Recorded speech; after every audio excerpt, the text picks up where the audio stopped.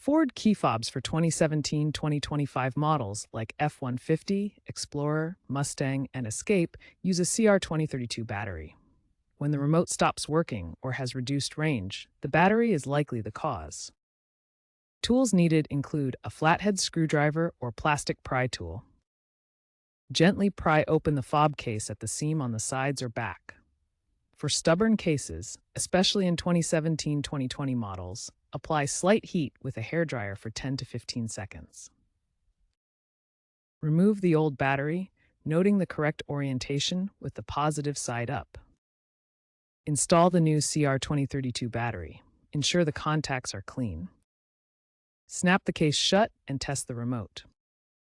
If issues persist, check for corrosion or loose contacts. Cases that are glued shut might need hot glue remover.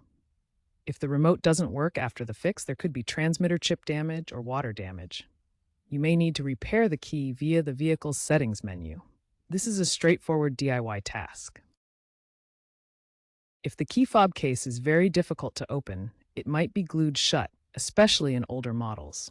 Be careful not to damage the case during the opening process.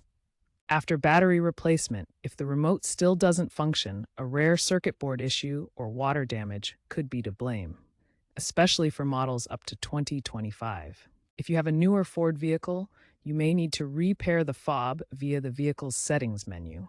In some cases, especially with proximity sensing models, reprogramming might be required. Consider trends. Some newer Ford models like the 2024 F-150 Lightning use energy harvesting systems, extending battery life.